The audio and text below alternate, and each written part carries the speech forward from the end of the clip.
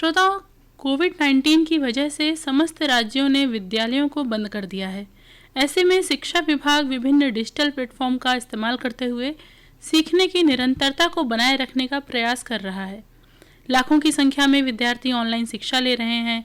इसकी वजह से इलेक्ट्रॉनिक मीडिया से जो बच्चों का जुड़ाव है बहुत ज़्यादा हो गया है। पर अब जो अपराध हैं वो भी साइबर के ही थ्रू हो रहे हैं। साइबर उत्पीड़न बड़े पैमाने पर अच्छी खासी संख्या में बच्चों और युवाओं को प्रभावित कर रहे हैं और उनके शिक्षा, स्वास्थ्य और कल्याण के अधिकारों पर कुठाराघात कर रहा है। तो श्रोताओं, हमें अपने बच्चों को ये सीख देनी है कि अगर उनको कोई भी शोषित कर रहा है तो तुरंत वो बातें शेयर करें। छिपाने की ज़रूरत नहीं है, किसी से डरने की ज़रूरत नहीं है। और अभिभावकों का भी ये कर्तव्य है कि वो बच्चे को जब भी मोबाइल दे रहे हैं तो वो देखें कि बच्चे उस मोबाइल में क्या कर रहे हैं। तो ये कुछ सावधानियां हैं जिनको अपनाकर हम साइबर क्राइम से बच सकते हैं। फिर भी बहुत सारी चीज़ें ऐसी हैं जिनमें हमारा कोई बस नहीं चलता और हमें साइबर क्राइम का शिकार हम हो सकते हैं। तो उसमें हमारे पास क्या अधिकार हैं, क्या सुरक्षात्मक उपाय हैं और क्या उसके लिए सज़ा का प्रावधान है।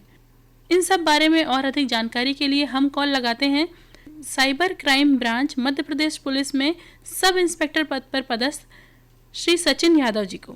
आइए करते हैं इनसे बातचीत। हेलो। हेलो जी नमस्कार, मैं आकाशवाणी छतरपुर से सुब्रता बोल रही हूँ। नमस्कार सर, अभी क्या है, जैसे कोविड-19 की महामारी के साथ ही साथ फेक न्यूज या अफवाहों का सिलसिला भी बहुत बढ़ गया है। तो ऐसे में आपके द्वारा या आपके जो विभाग द्वारा क्या प्रयास किए जा रहे हैं? देखिए, सबसे पहले तो हमारे विभाग द्वारा फिल्टर किया जाता है, जैसे कि न्यूज़पेपर्स हैं, अपने नेशनल न्यूज़ टेलीविजन है, प्रिंट मीडिया है, इनको पहले हम लोग एनालिसिस करते हैं कि न्यूज़ एक्चुअली क्या है।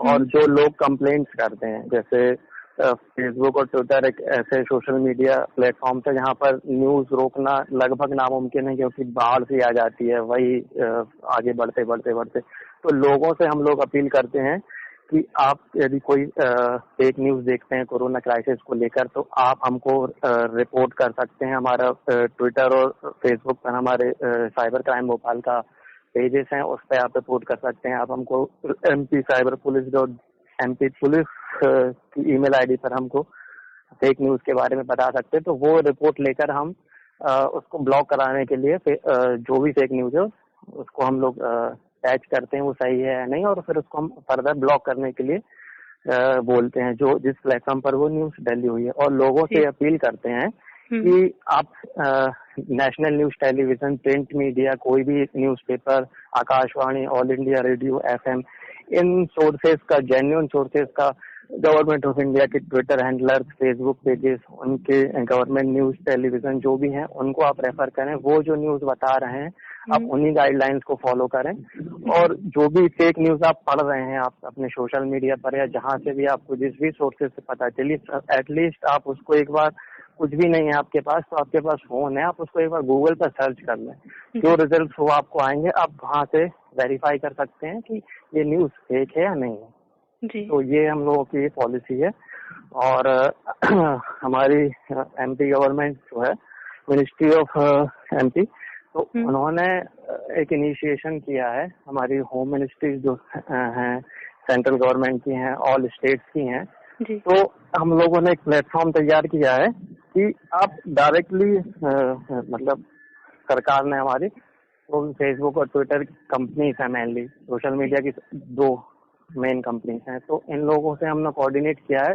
इनसे कहा है कि आप लोग अपना लीगल डिपार्टमेंट बैठाएं, जो भी फेक न्यूज़ है आप अपने लेवल पर ही इसको फिल्टर करें और अपने आप ही इसको रिमूव करें, क्योंकि सोशल मीडिया प्लेटफॉर्म पर लगभग नामुमकिन है। पुलिस के पास भी बहुत सारे क्राइसिस हैं और भी, तो इसलिए इन लोगों को भी हम लोगों ने कहा है, तो इन लोगों ने अपना लीगल डिपार्टमेंट बैठाया है और ये अपने लेवल पर भी जो भी फेक न्यूज़ है यूजर उस पर भी रिपोर्ट कर सकता है और वो ऑटोमेटिक वो जो संबंधित कंपनी है वो रिमूव करती है।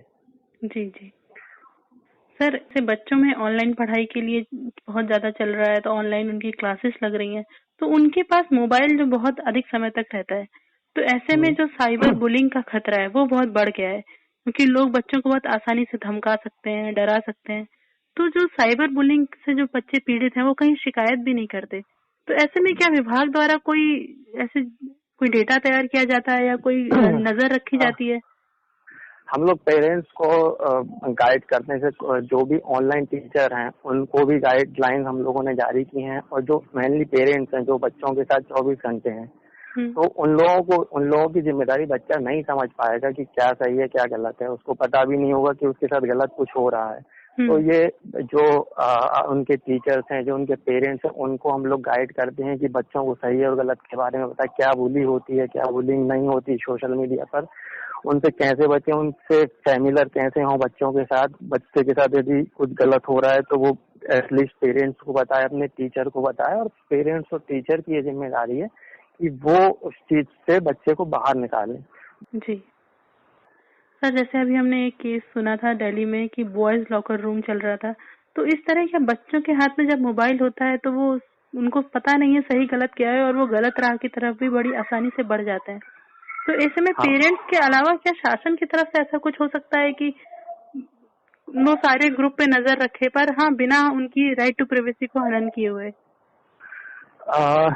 देखिए, ये मामला बहुत ही गंभीर है, क्योंकि जिस तरीके से इंटरनेट टेक्नोलॉजी और जो सोशल मीडिया की जो प्लेटफॉर्म्स की जो बाढ़ आई है हमारे देश में, अभी उसको कंट्रोल करने के लिए उतने सक्षम रिसोर्सेज नहीं अवेलेबल हैं, क्योंकि हमारी आईटी टेक्नोलॉजी अभी बहुत पीछे है इनको मॉनिटरिंग करने में, और सारी कंपनियां गाइडलाइंस को सही फॉलो नहीं करती। हमारा आईटी एक्ट भी अभी थोड़ा सा वीक है, स्ट्रॉन्ग अभी बिल्कुल भी मैच्योर नहीं है हमारा आईटी लेवल। तो हम जो अपने पुराने रिसोर्सेज हैं उसी के दम पर अपना काम कर रहे हैं। तो ये हमें गाइडलाइन बच्चों टीचर्स को जो उनके साथ में रहते हैं, बच्चे के साथ जो बड़े हैं, उनको ये समझाते हैं कि आप बच्चों को ये बताएं, क्योंकि आप बच्चों के साथ 24 घंटे घर पर हैं। यहाँ पे गवर्नमेंट की तरफ से ऐसा नहीं है कि गवर्नमेंट अभी सिर्फ गाइडलाइन ही दे सकती है, क्योंकि ना हम अभी उनको स्कूल बुला सकते हैं, ना ही हम उनको कॉलेज बुला सकते हैं, ना ही मतलब इतना कुछ है कि उनको घर घर जाके ट्यूशन दे दें, कुछ भी है। तो एटलीस्ट गाइडलाइन ही हम पेरेंट्स के लिए और टीचर्स के लिए ही दे रहे हैं कि वो ज्यादा से ज्यादा बच्चों को इस बारे में अवेयर करें।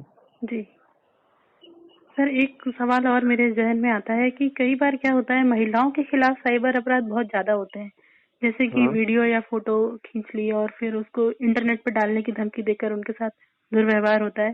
तो जैसे जो लोग इंटरनेट पे डालते हैं, तो क्या ये इंटरनेट से चीजें हट भी जाती हैं, और इन लोगों के खिलाफ क्या सजा का प्रावधान है? कई बार क्या होता है, महिलाएं शर्म से शिकायत नहीं कराती, रिपोर्ट नहीं करती बदनामी के डर से, तो उनको क्या करना चाहिए और इसमें क्या अपराध के प्रति क्या सजा है?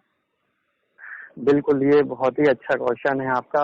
आपने इंडिया में अभी महिलाओं की स्थिति थोड़ी सी कहिएगा कि संकोच करती हैं, जैसा कि आप बोल रही हैं कि कुछ उनका वीडियोस डलता है, फोटोज हो जाए या कुछ भी ऑनलाइन उनके साथ कोई क्राइम हो जाए, साइबर क्राइम, तो वो पुलिस स्टेशन आने, घर परिवार वालों तक को बताने में संकोच करती हैं। पर ऐसा नहीं है, हम लोगों की ज्यादा से ज्यादा ये कोशिश होती है। हम इनको कैंपेन के जरिए अवेयर करना चाहते हैं, अपना प्रिंट मीडिया में न्यूज पब्लिश करके महिलाओं को अवेयर करना चाहते हैं, इंटरनेट पर हमारे फेसबुक ट्विटर के जरिए हमारे साइबर क्राइम के ऑफिशियल्स पे जैसे उनके जरिए महिलाओं को अवेयर करना चाहते हैं इस बारे में कि आप बिल्कुल भी डरे ना। जो उसकी गाइडलाइन है कि ये आपकी कोई फोटो किसी ने इंटरनेट पर डाल दी आपकी बिना परमिशन के बिना, तो ये अपराध होता है, सिंपल ये अपराध होता है।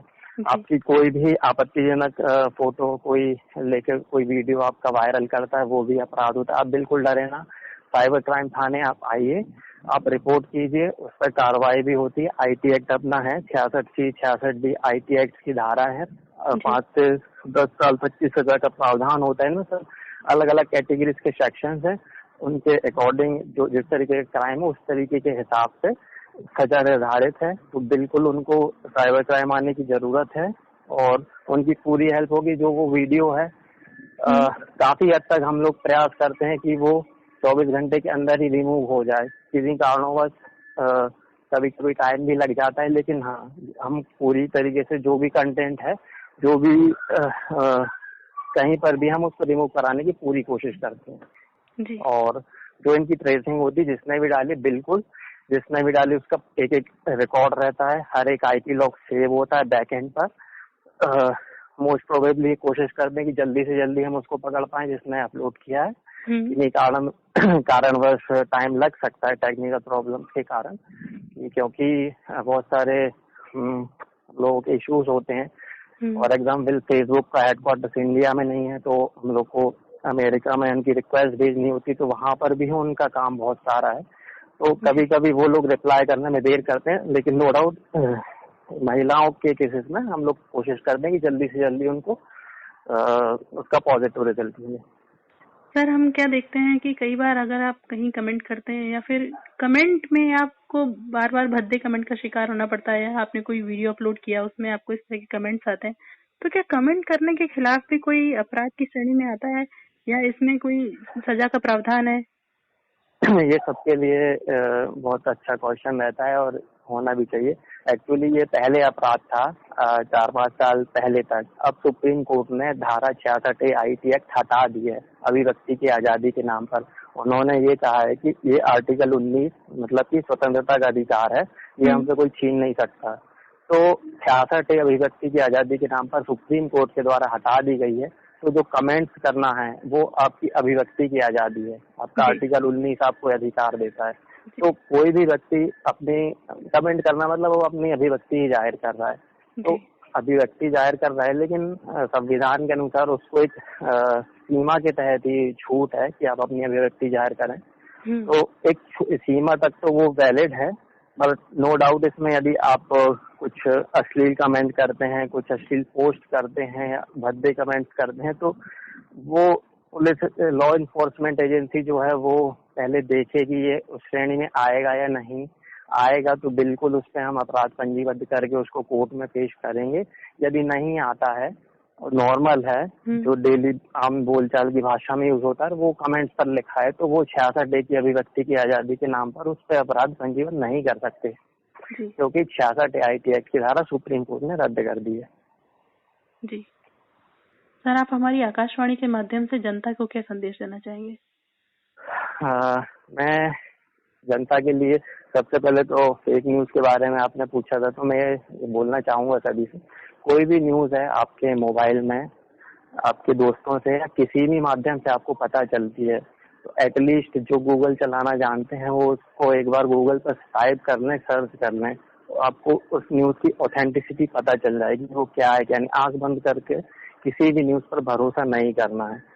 दूसरी चीज, जिनके पास मोबाइल नहीं है, जो नेशनल न्यूज टेलीविजन देखते हैं, प्रिंट मीडिया, कोई भी न्यूज़पेपर, कोई भी रेडियो न्यूज चैनल, आकाशवाणी या ऑल इंडिया रेडियो जो भी सुनते हैं, वो उसके माध्यम से जो न्यूज आ रही है आप उन पर बिलीव करें। गवर्नमेंट ऑफिशियल्स जो बोल रहे हैं आप उन पर बिलीव करें। गवर्नमेंट के जो ऑफिशियल फेसबुक पेजेस हैं, ट्विटर पेजेस हैं, जो गवर्नमेंट के ऑफिशियल न्यूज चैनल्स हैं, आप वो देखें, उसमें जो न्यूज आ रही है आप उस पर भरोसा करें। आपका लोकल एडमिनिस्ट्रेशन, आप जैसे कि आपके डिस्ट्रिक्ट मजिस्ट्रेट यानी कि कलेक्टर जो आपको आदेश जारी कर रहे हैं, आप उनको ध्यान दें, बजाय इसके कि आंख बंद करके आप किसी भी बात, किसी भी मोबाइल पर आई हुई न्यूज, किसी भी व्हाट्सएप पर आया हुआ मैसेज, किसी भी फेसबुक पेज पर डाला हुआ कोई भी न्यूज मटेरियल पर भरोसा करने की। तो आप इसकी ऑथेंटिसिटी आराम से आप घर बैठे जान सकते, कुछ भी पैनिक होने की जरूरत नहीं है।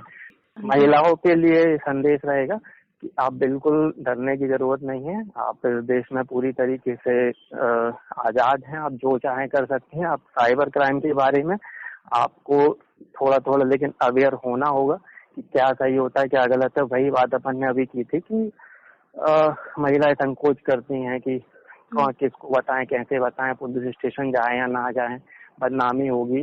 तो इन सब से आपको आगे आना है। कुछ भी होता है, कुछ भी सहने की जरूरत नहीं है, एक पैसे का भी आपको दर्द झेलने की आवश्यकता नहीं है। आप आगे आए, पुलिस आपकी मदद के लिए है, समाज के हर व्यक्ति आपके लिए मदद के लिए। आप बिल्कुल आगे हैं, डरे ना, किसी चीज को छुपाए ना।